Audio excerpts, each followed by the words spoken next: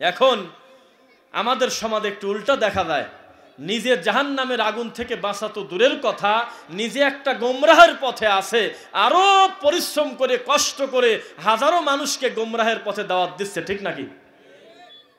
কাজ কি হবে? নিজেও গোমরা, যাদেরকে দাওয়াত দিচ্ছে তারাও গোমরা। আপনি রাস্তা দিয়ে যাচ্ছেন, দেখলেন যে একজন মায়ের বয়সী, বোনের বয়সী একটা মা, অথবা বাবার বয়সী একজন মুরব্বী, অথবা আমার ভাইয়ের বয়সী যুবক একজন ভাই রাস্তায় উলঙ্গ হয়ে বসে আছে। বুদ্ধি বিবেক মস্তিষ্ক ঠিক থাকলে তো এই কাজটা করে না, নাকি? তার বুদ্ধি ব্রেন হয়তো নাই, কিন্তু যতই পাগল হোক, রাস্তার উপরে ল্যাংটা হয়ে বসে আছে, কত মেয়ে ছেলে ওই রাস্তা দিয়ে যাবে, কত মানুষ যাবে, এটা একটা মানের ব্যাপার না? তখন আপনি এই দরদে, এই লোকটা উলঙ্গ হয়ে আছে, এই ব্যথায় নিজের সব জামা কাপড় খুলি লোকটাকে ঢেকে দিলেন, কি হলো বলেন একবার? বিপদ বাড়লো না কমলো? তাহলে আর একজনকে বাঁচাতে গিয়ে নিজের সব কাপড় খোলা কিন্তু ভালো কাম না। নিজের নাভি থেকে হাঁটু পর্যন্ত অন্তত ঠিক রেখে পারলে বাকিটুক দিয়ে ঢেকবেন, না পারলে অন্য চেষ্টা করেন, ব্যাস। আপনাকে বাঁচানোটা এখানে জরুরি। নিজের ফরজ নষ্ট করে আর একজনের সুন্নাত ঠিক করতে হবে, এটা জরুরি নয়। নিজে আগে তাওহীদের পথে আসেন, নিজে আগে আল্লাহকে খুশি করার জন্য কোরআন এবং সহিহ হাদিস কঠিনভাবে দৃঢ় প্রতিজ্ঞমান হয়ে মারিদ দাঁত দিয়ে তাওহীদের পতাকা আটকে ধরবেন, ইনশাআল্লাহ আপনার দাওয়াতি কাজকে আল্লাহ সহজ করে দিবেন। আর যদি মনে করেন একেও খুশি করব, কেউ খুশি করব, সত্য মিথ্যার মাঝামাঝি থাকবেন, নুমিনু বিবাদিন ওয়া নাকফুরু বিবাদ। ইসলামে এমন কোন সিস্টেম নাই যে কিছু মানবেন আর কিছু অস্বীকার করবেন।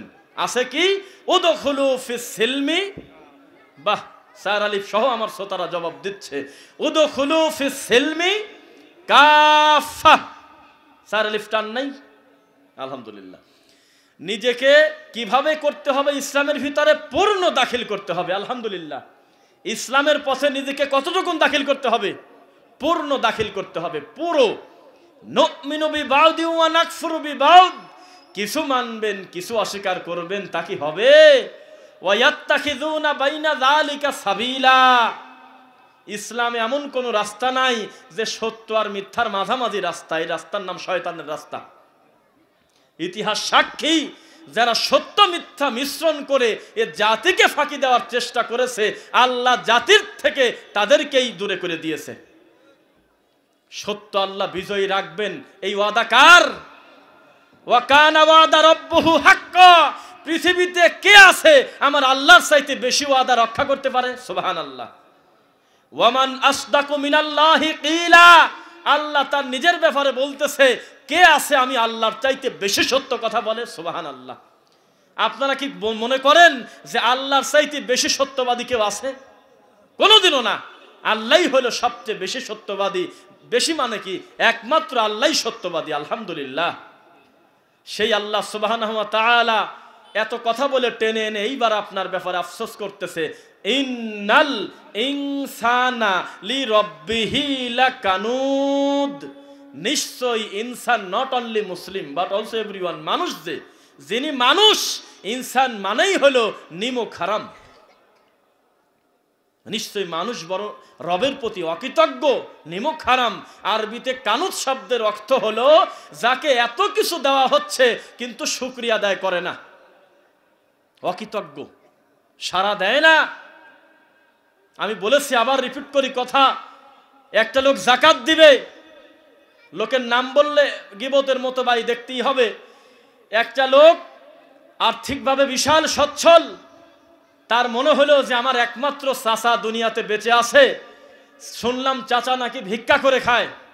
এটা কি একটা সামর্থ্যবান ভাতিজার জন্য লজ্জাকর না? তখন তিনি মনে করলেন, এতদিন গ্রামগঞ্জের খোঁজখবর যাই নিছি না নিছি, মানুষও খারাপ বলে, বেটা তুমি গার্মেন্টসের মালিক, তুমি কোটি কোটি টাকা রোজগার করো, তোমার চাচা ভিক্ষে করে খায়, ছায়া চিনতে খায়, তুমি দেখো তার জন্য কিছু করা যায় কিনা। এমন কথা গ্রামের মুরব্বীরা অহরহ বলে না? তখন তিনি মনে করলেন, যা, আমাদের পাবনাতেই এই ঘটনাটা আর কি। তখন তিনি মনে করলেন যে না, তাহলে এইভাবে মানুষও খারাপ বলে, এবার যাকাতের টাকার বিশেষ একটা অংশ দিয়ে আমার চাচার 4 তলা একটা বিল্ডিং করে দেব, তার গোটা পরিবার ছেলে মেয়ে সবাইকে নিয়ে থাকুক। তারপরে 4 তলা বিল্ডিং করে দিয়েছে, চাচাকে সামর্থ্যবান করে দিয়েছে, মাসে কিছু টাকা প্রতি মাসে বেতন ভাতা হিসেবে দিয়ে থাকে, বেতনের মতো। সবাই ছেলে ফেলে নিয়ে খুব আনন্দ, ভালো, খুব শান্তিতে আছে। হঠাৎ করে খবর পাওয়া গেল এই মুরব্বী নাকি কার কাছে আফসোস করে বলছে যে ছেলে মেয়েকে তো 1, 2, 3 তালা পর্যন্ত ভাগ করে দিতে দিতে আমার জায়গা হয়েছে হলো 4 নাম্বার তালায়। তো ভাস্তি এত কিছুই করলো, যদি লিফটের ব্যবস্থা করে দিত তাহলে আমার কষ্ট করে আর এত উপরে ওঠা লাগে না, সিঁড়ি বায়া। কথা শোনেন নাই মনে হয়? শুনলাম বলে সিঁড়িতে পা দিয়ে 1, 2, 3 করে হাঁটার দিন বলে শেষ। এখন নাকি লিফটের ভিতরে উঠে বাটন প্রেস করলেই আমাকে টান দিয়ে যত নাম্বার ফ্লোরে যেতে চাই আমি নিয়ে যাবে। তাহলে আমার ভাতিজা এই কাজটা করতে পারল না, এটা কাজ করছে নাকি? এত কষ্ট করে আমার 4 তলায় ওঠা লাগে। এ কত বড় নেমক খারাম! কয়েকদিন আগে ভিক্ষা করে খাইছে। বৃষ্টি আসলে জমিনে যেমন বৃষ্টি পড়ছে, ঘরের ভিতরে তেমন পড়ছে, সোনের ঘর। কিন্তু এত কিছু করার পর মন পাওয়া তো দূরের কথা, মাঝে মধ্যেই তার মনে হয় আরো বেশি যদি দিত তাহলে আমার কাজ হতো। ওয়া ইন্নাহু আলা যালিকা লাশাহিদ।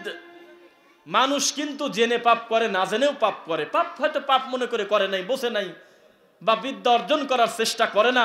অনেক মানুষ আছে কিনা এরকম যে একটা গুনাহ করতেছে কিন্তু লোকটা জানে না যে এটা একটা গুনার কাজ? আছে নাকি? কোনো কথা না বলে প্রত্যেকে যার যার গতিতে বসবেন ইনশাআল্লাহ। তো আল্লাহ বলতেছে, আমি যে কেবল বললাম যে নিশ্চয় ইনসান হলো নিমক হারাম, অকৃতজ্ঞ। ওয়া ইন্নাহু আলা যালিকা লাশাহিদ। তারা যে অকৃতজ্ঞ এই ব্যাপারে সবচেয়ে বড় সাক্ষী তারা নিজেরাই। মানে তারা নিজেরাও জানে যে তারা অকৃতজ্ঞ। আমরা কি জানি না যে আমরা আমার রবের অকৃতজ্ঞ? এটা বলেন তো, জানি কিনা বলেন?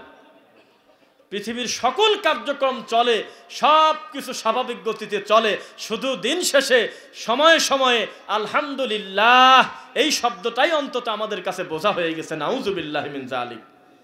জবান থেকে একজন মুমিনের কথায় কথায় বের হওয়ার দরকার ছিল সুবহানাল্লাহ, আলহামদুলিল্লাহ, আল্লাহু আকবার, লা ইলাহা ইল্লাল্লাহ, ইন্না লিল্লাহ, আস্তাগফিরুল্লাহ, লা হাওলা ওয়ালা কুওয়াতা ইল্লা বিল্লাহ, লা ইলাহা ইল্লাল্লাহু ওয়াহদাহু লা শারীকা লাহু, লাহুল মুলকু ওয়া লাহুল হামদু ওয়া আলা কুল্লি শাইইন কাদির। এই দোয়াগুলো, এই কথাগুলো বারবার বলা উচিত ছিল না? যেটা সৌদি আরবে, মদিনায়, মক্কায়, তাওহীদের দেশে যারা গিয়েছেন, ছোট ছোট বাচ্চারা রাস্তায় হোঁচট খেয়ে পড়ে গেলে, কোথাও একটু ব্যথা পেলে সঙ্গে সঙ্গে বলে ইন্না লিল্লাহ, সুবহানাল্লাহ কথা বলে।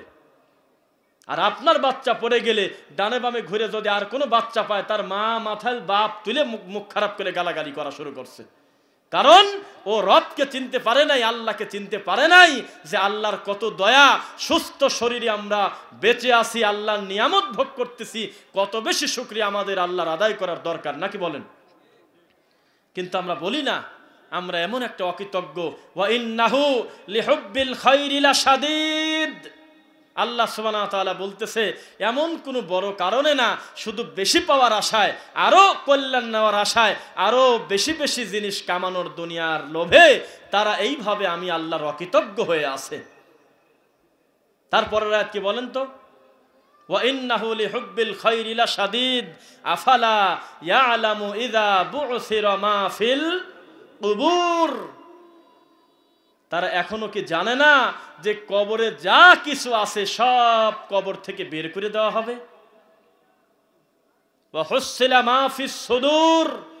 আজকে আপনি মুখে এক কথা, অন্তরে এক কথা বলে আপনি দোভাষী করে, 2 নাম্বারি করে মানুষকে প্রতারণা দিয়ে চলে যাচ্ছেন। আপনার দ্বারা হাজারো মানুষ প্রতারিত হচ্ছে। অন্তরের ভিতরে একটা জিনিস আপনি লালন করেন, একটা মানহাজ আপনি বিলিভ করেন, কিন্তু বাইরে প্রকাশ করতেছেন আরেকটা। এই খবর সবচেয়ে বেশি কে জানে? ওয়া হুসিলা মা ফিস সুদূর। অন্তরের সব কথা সেদিন আল্লাহ ফাঁস করে দেবে। ফাঁস করবে কিনা? সূরা ইয়াসিনে একটা আয়াত আছে, আমি একটু বলি দেখি, পরে আপনারা বলতে পারেন কিনা। আল ইয়াউমা নাখতিম, তারপর কি? মাশাআল্লাহ, আলা আফওয়াহিহিম ওয়া তুকাল্লিমুনা আইদিহিম ওয়া তাশহাদু আরজুলুহুম বিমা কানু ইয়াকসিবুন। মাশাআল্লাহ, কথা বলে খুব শান্তি লাগতেছে। আপনাদের কষ্ট হচ্ছে নাকি? মানে আমার শ্রোতাদের দেখতেছি প্রায় 80%-এর উপরে এই বিশেষ বিশেষ আয়াতগুলো আলহামদুলিল্লাহ আপনারা আয়ত্ত করেছেন বা পড়াশোনা করার চেষ্টা করেন। এটাই হলো আহলুল হাদিসের বাচ্চাদের বৈশিষ্ট্য ইনশাআল্লাহ। না বুঝে আন্দাজে কে কি বলল আর নারায়ে তাকবীর মেরে দিলাম, এটা আহলে হাদিসের লোকের বৈশিষ্ট্য না। তাহকিক ছাড়া, তদন্ত ছাড়া, কোরআন সুন্নাহর রেফারেন্স ছাড়া, বক্তব্য ছাড়া তারা এত বেশি যাকে তাকে কথা বললেই মুজে যাবে তেমনটা নয়, ঠিক নাকি? তাহলে এখানে বলা হচ্ছে সেদিন তাদের মুখকে তালা দিয়ে দেওয়া হবে, মুখে তালা লেগে যাবে। কত সল্লুবাজি করা যাকে বলে, চোখে মুখে মিথ্যা কথা বলা যাকে বলে, দেখলাম ওদের অন্যায়টা করলো কিন্তু লোকজন আসছে আর কথা ধরাতে দেয় না। আসে না এমন মানুষ? অস্বীকার করে বসতেছে। কিন্তু সেদিনের কথা স্মরণ করেন, অতুকাল্লিমুনা আইদিহিম, পরিস্থিতি কত জটিল। নিজের হাত যদি বিচারের মাঠে আমার বিরুদ্ধে সাক্ষী দেয়, আমার ব্যাপারে কথা বলে, ওয়াতাশহাদু আরজুলুহুম বিমা কানু ইয়াকসিবুন, পরিস্থিতি কত খারাপ হবে যদি আমার হাত আর আমার পাও বিচারের মাঠে কথা বলে। সব কথা যদি আল্লাহকে বলে দেয় তাহলে আর কি কোনো সাক্ষীর দরকার আছে? আছে কি? নাই। বিশাল একটা মজলিস, সেখানে একটা ছেলেকে সন্দেহ করা হলো যে এই ছেলে মনে হয় চুরি করেছে, কিন্তু কোনো সাক্ষী নির্ভরযোগ্য পাওয়া যায় না। কেউ বলে জামা দেখছি, কেউ বলে জুতা দেখছি, কেউ বলে যে ওর কথার ভাবে বোঝা গেল মনে হয় ওর গায়ের জামা দেখে বুঝে ফেলছি। এই সাক্ষীর উপরে তো একটা লোককে চোর সাব্যস্ত করা যায় না, যায় কি? এত সময় ভরে চেষ্টা করতেছে কিন্তু নির্ভরযোগ্য কোনো প্রমাণ নাই। হঠাৎ করে পিছন থেকে ওই ছেলের নিজের আব্বা দাঁড়ায় বলতেছে হাত উঁচু করে যে আমার ছেলে যে চুরি করছে এর সাক্ষী আমি নিজেই। এবার আপনারা বলেন আর কি কোনো সাক্ষী লাগে? এখন বিচারক কি আর কোনো সাক্ষীকে সহজে খুঁজতে চাবে? যে তার পিতাই বলতেছে সন্তানের ব্যাপারে, হ্যাঁ আমার ছেলে চুরি করছে, আমি নিজে সাক্ষী, আর সাক্ষী লাগে? বিচারের মাঠে পরিস্থিতি আরো কত কঠিন। আরে বাপ না, ভাই না, চাচা না, আমার নিজের মুখ, আমার নিজের হাত, আমার নিজের পা মুক্ত তালা, এইগুলো যদি আমার বিচারের মাঠে আমার বিপক্ষে সাক্ষী দেয়, রাত এই কয়টার সময় আমি হাত আমাকে দিয়ে অমুক গাছের আম চুরি করে খাইছে, অমুকের গাছের কাঁঠাল চুরি করে খাইছে। এখন তো আমার কাঁঠাল চুরির দিন নাই, তাই না? এখন তো বদনা চোরের দিন নাই। হাজার হাজার কোটি টাকা রাতারাতি দাবায় চলে যাচ্ছে। মানে দুর্নীতি শব্দটা আসলেই তার সাথে আর 100 জড়িত নাই, হাজার জড়িত। কথা বুঝতেছেন নাকি? কয়েকদিন আগে এক প্রতারক, দেখেন আমরা এভাবে বলি এই জন্য ঠান্ডা হুজুররা আমাদেরকে গালি দেয়। একটা চোরকে আপনি চোর বলতে পারবেন না, একটা মুশরিককে মুশরিক বলতে পারবেন না, একটা পাপীকে আপনি পাপী বলতে পারবেন না। কেন? আপনার ঘর থেকেই বাধা দেয়। শুনছেন কথার সিরি? হাজার হাজার শ্রোতার সামনে আল্লাহর রাসূলের সুন্নাতকে নিয়ে, সালাতকে নিয়ে ব্যঙ্গ করছে, দেখেন নাই? কথা বলতেছেন না? দেখছেন নাকি? আবার কয় শুনছি। এটা তো অডিও না, এটা তো ভিডিও, আপনি দেখেন নাই? আচ্ছা যাই হোক, আমার ভাই শুনতেও পারে, অডিও হয়তো শুনতে পারে। তো অডিও আপনি দেখলেন কিভাবে দেব, কি করতেছে? ভিডিওতে হাজারো মানুষের সামনে আল্লাহর রাসূলের সুন্নাতকে নিয়ে কটাক্ষ করেছে। আমরা নাকি এত দূরে পাই করে গিয়ে একজন একজনের পার উপরে পাও দিয়ে ধাক্কা দেই, নাউজুবিল্লাহ। কোনদিন করছেন এরকম? কত বড় প্রতারক!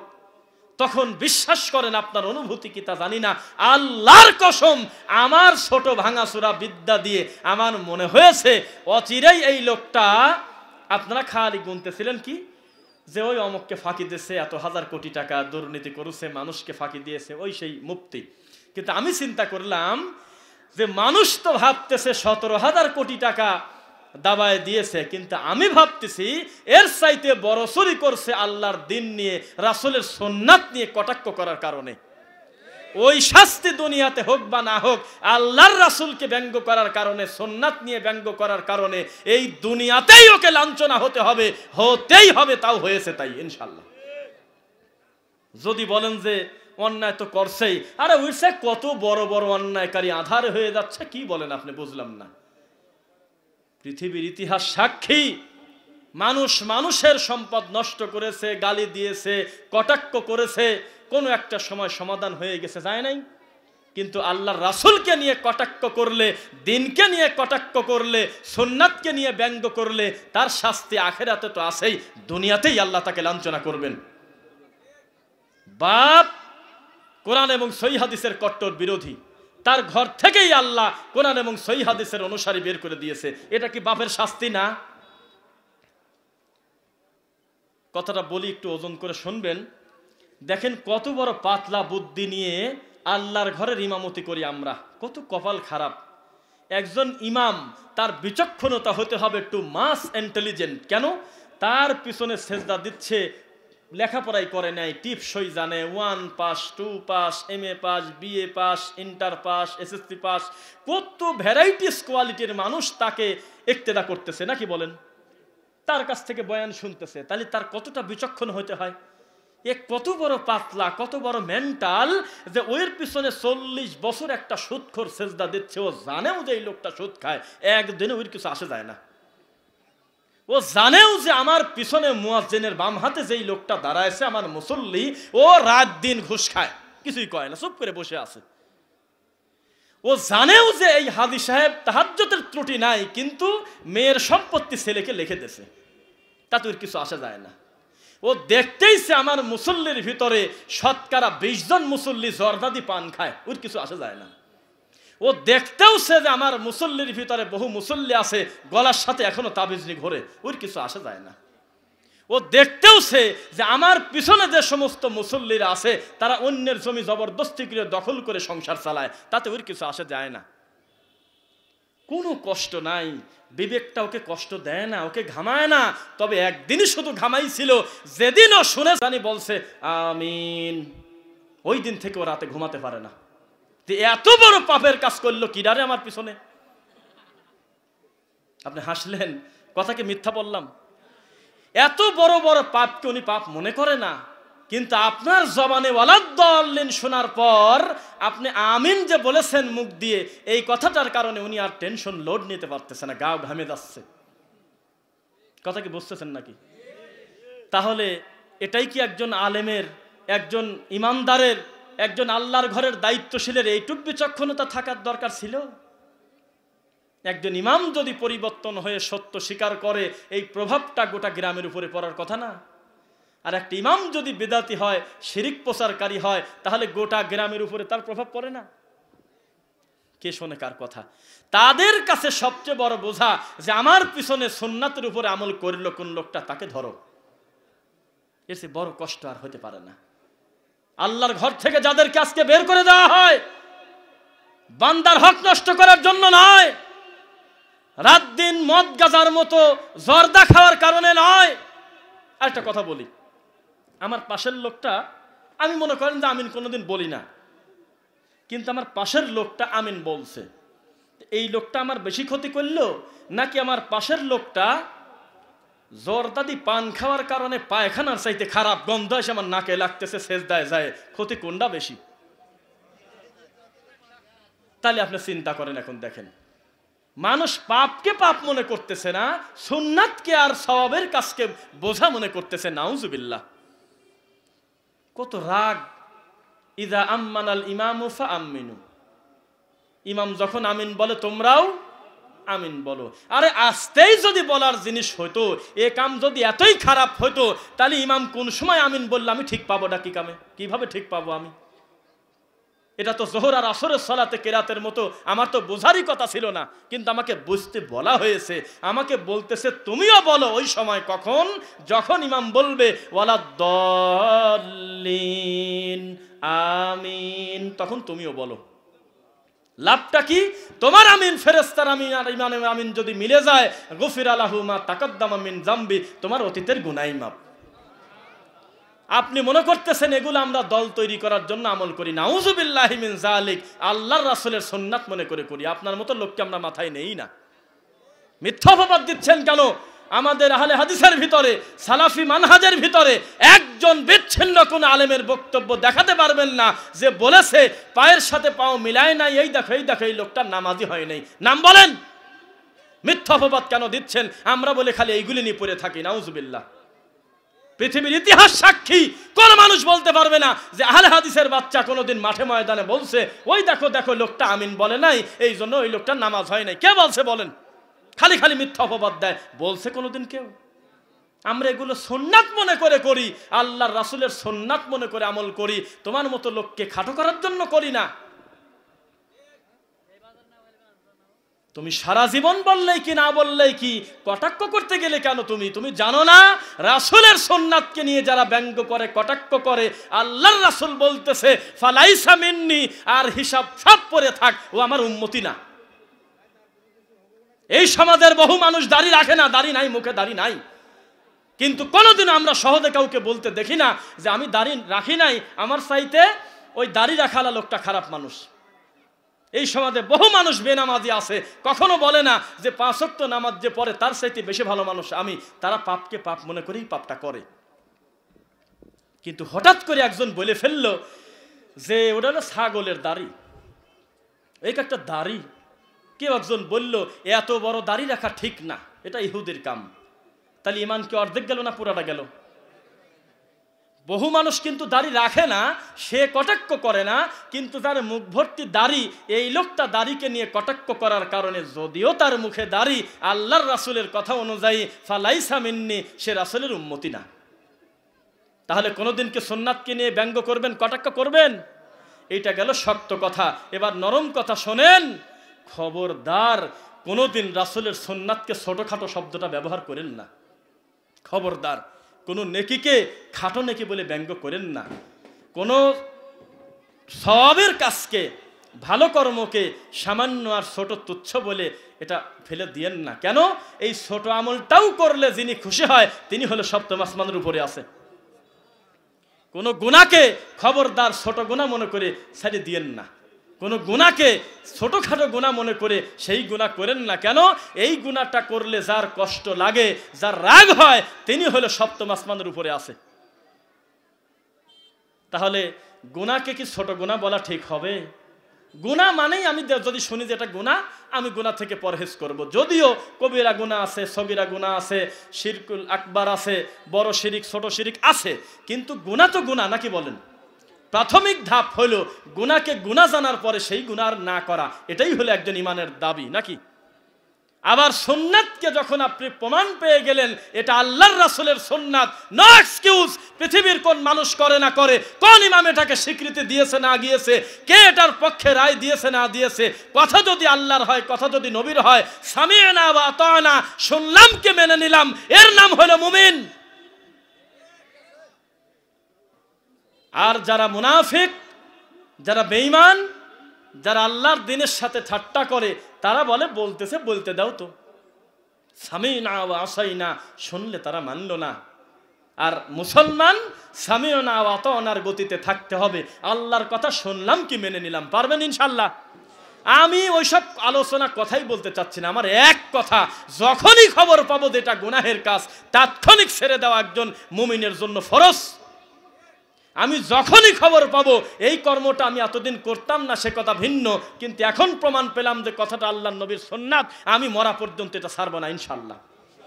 এই গতিতে যদি আপনি থাকেন তাহলে আপনি সেই দিন আপনার মুখে মানাবে আতিউল্লাহ ওয়া আতিউর রাসূল। তার আগে খবরদার স্লোগান দিয়েন না।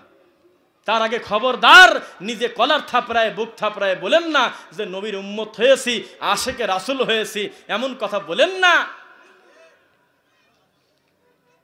আল্লাহ সুবহানাহু ওয়া তাআলা বলতেছে সূরা আনআমে, ফামান আযলামু মিম্মান ইফতারা আলাল্লাহি কাযিবা।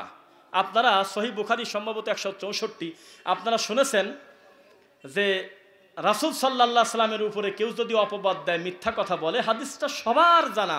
সবার কথাটা বললাম কারণ যারাই দিন ধর্ম স্টাডি করে, জানে, বোঝে, তাদের কাছে মান কাযাবা আলাইয়া মুতাআম্মিদান ফালইয়াতাবাওয়া মাকআদাহু মিনান নার, এই হাদিসটা মুখস্থ সবারই, আলহামদুলিল্লাহ পড়ি না কেন?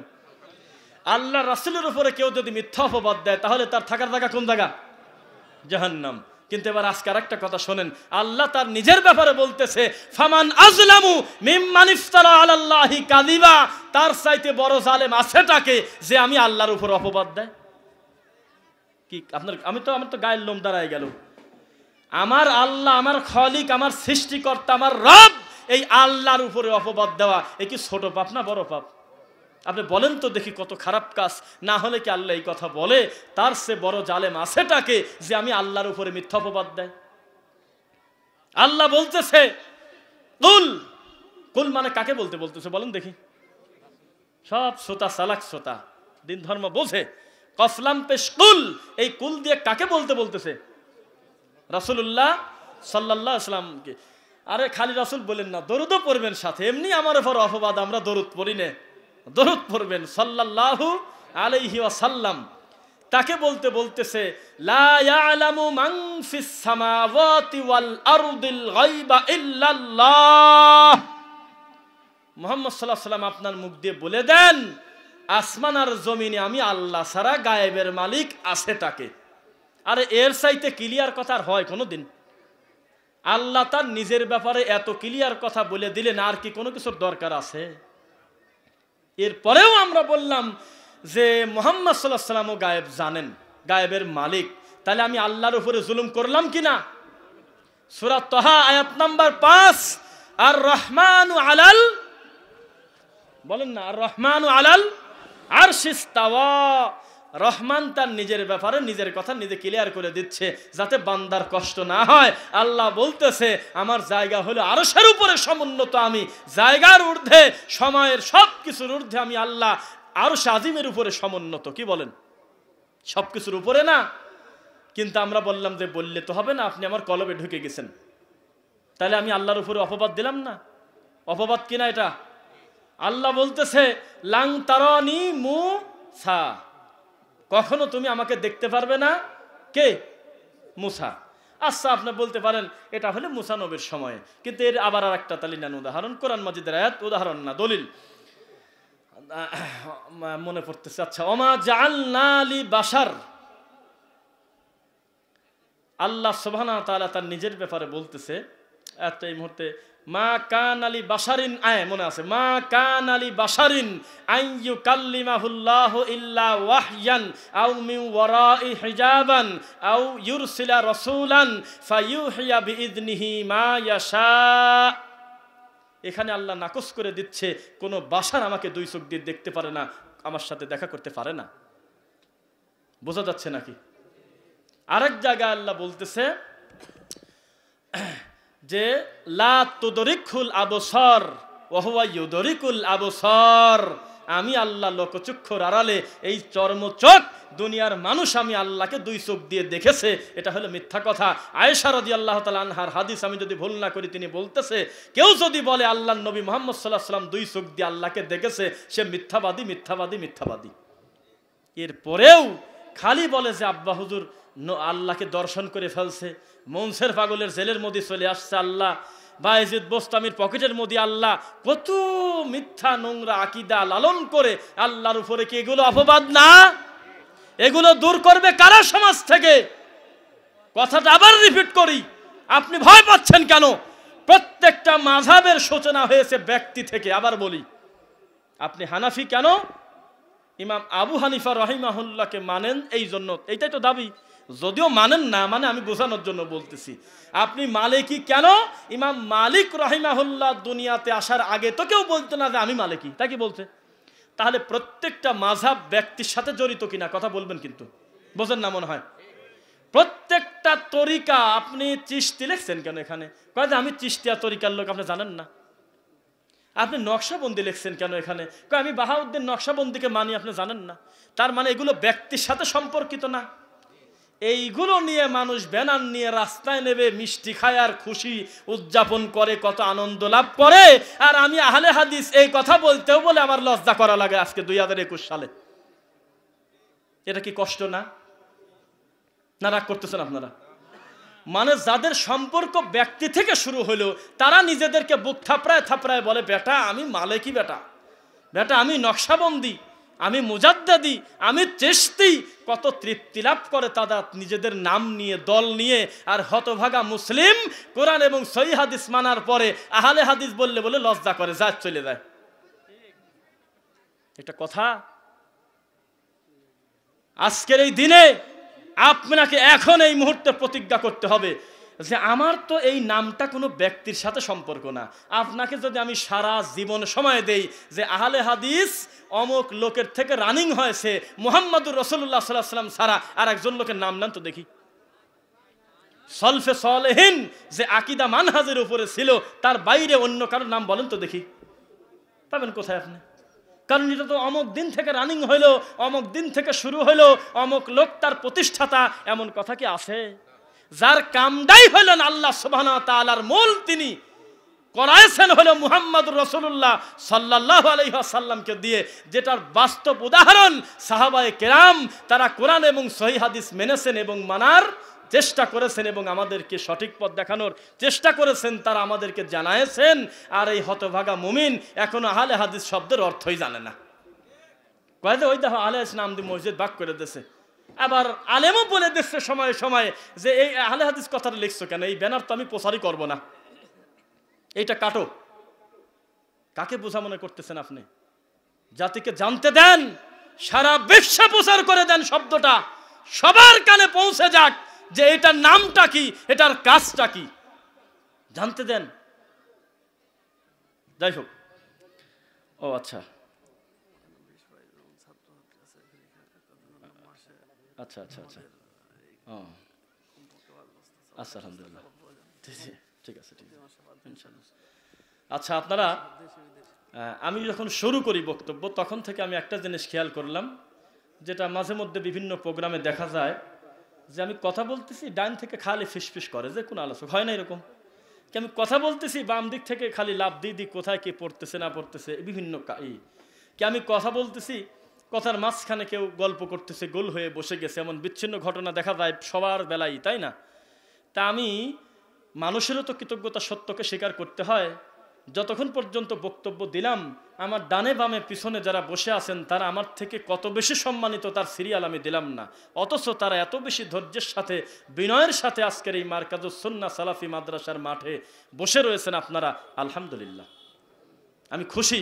এখন আল্লাহকে বলবো, আল্লাহ তুমি খুশি হয়ে দাও আল্লাহ। এখন আপনাদের সামনে আমার একটা দাবি, যে সঠিক দিনের দাওয়াতের কি কোনো বাউন্ডারি আছে?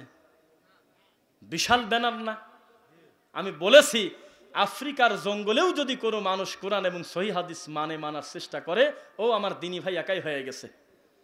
আমরা ওই কেরাসিন তেল, petrol, palm oil, diesel, soybean তেল, নারকেল তেল, শস্যের তেল, বেলি ফুল সব এক জায়গা করে মিশে ঐক্য নামক নোংরা, ঐক্য নামক স্যালাইন তৈরি করব, এই আকীদায় আমরা বিশ্বাসী না। আমরা বিশ্বাসী কোনটা? কোরআন এবং সহিহ হাদিস যদি আপনি সত্যিকার অর্থে একনিষ্ঠভাবে মানেন এবং মানার চেষ্টা করেন, আপনার সাথে আমার জীবনে দেখা হোক বা না হোক, আপনি একাই আমার ঐক্যের ভাই হয়ে গেছেন। চিৎকার দিয়ে কান্নাকাটি করে কোনোদিন আমরা ঐক্য করতে পারবো না। কেন? কিসের ঐক্য করতে চাচ্ছেন আপনি? সুন্নাতকে কোরবানি করে কোনো ঐক্য নাই, সুন্নাতকে কটাক্ষ করে কোনো ঐক্য হবে না। আমি দুইজন মানুষ সত্যের উপরে থাকবো, সারা বিশ্ব নিয়ে আমার মাথা ঘামানো নাই। আমার জাহান্নামের আগুন থেকে বাঁচানো আমার জন্য ফরজ। তোমার মতো লোকের সাথে মিশে সত্য মিথ্যার মিশ্রণ করে তুমিও কিছু বেদাত আমার দিক চাপায় দিলে, আমিও কিছু সুন্নাত তোমাকে দিলাম, আর বললাম এই দেখো এই দেখো এই দেখো, একখানে ছবি উঠলাম, আমরা ঐক্য হয়ে গেছি। ঐক্য হবে, ঐক্য হবে একমাত্র কোরআন এবং সহিহ হাদিস দিয়ে। তো তাহলে সেই হিসাবে একটা কথা, এখানে যারা আপনারা উপস্থিত আছেন সবাই কিন্তু এই জায়গার মানুষ না, আমরা অনেক দূর দূরান্ত থেকেও এসেছি, তাই কি না? তাহলে এই প্রতিষ্ঠানটা এবার অন্তর থেকে বলেন তো দেখি, আজকের এই মারকাজুস সুন্নাহ সালাফি, এটা আমার আপনার মাদ্রাসা না? বুঝতেছেন না মনে হয়? আমার আপনার মাদ্রাসা না? আমাদেরকে মাঝে মধ্যে ফোন দেয়, বিচ্ছিন্ন ফোন আসে। হ্যাঁ, ও আচ্ছা আচ্ছা, আলহামদুলিল্লাহ, শুক্রিয়া। আমাদেরকে মাঝে মধ্যে ফোন দেয় যে একটা ডেট দেন, কোথায়? চট্টগ্রাম। তাই দেখ, কোনো সমস্যা কি, যদি ফাঁকা থাকে দিলাম। পরিচয়টা কি আপনার? ওখানে আপনি কি কাজ করেন আপনি? বা আমার যে যাবো এই প্রতিষ্ঠানের বিষয়ে, গতবার মাহফিলে কি আসছে, বিভিন্ন কথা বলে নিতে হয় না? কথা বলেন না, কথা বলেন না প্লিজ, আছে কিনা এরকম? তখন ওই কথা আমটা আমটা করতে করতে লাস্টে ধরা খাওয়া যায়। শেষে বলছে কি জানেন? উহাবির বাচ্চা, তুই হইল আহমদিয়া সুন্নি মাদ্রাসার সামনে একদিন আসিস। আবার একদল গালাগালি করার পর শেষে বলে, তুই হাটহাজারি মাদ্রাসার এদিকে আসিস দেখ একবার, তুই আমারে পটিয়া মাদ্রাসার গ্রামে একবার ঢুকে দেখিস। এরকম কিন্তু বলে। তার মানে কি? মানে ওর বাড়ি যে জায়গায় হোক, ও এমন একটা প্ল্যাটফর্ম মনে করতেছে ওইটাকে যে ওই জায়গা ঢুকলে তার বাঁচি ফেরা কঠিন আছে তার দৃষ্টিতে, কারণ তার ক্ষমতা শক্তি। এটা তো বাহাসে আপনারা দেখেন, দলিলের জোর তো নাই, খালি লাঠির জোর, আগেই 200 লাঠি রেডি। সেই হিসেবে বলতেছি আজকের এই মারকাজুস সুন্নাহ সালাফি কমপ্লেক্স, এটা আমাদের প্রাণের প্রতিষ্ঠান। আলহামদুলিল্লাহ পড়েন না? এই প্রতিষ্ঠানে আমরা এসেছি, আমরা এই ভালো কাজের সঙ্গে যুক্ত থাকবো ইনশাআল্লাহ।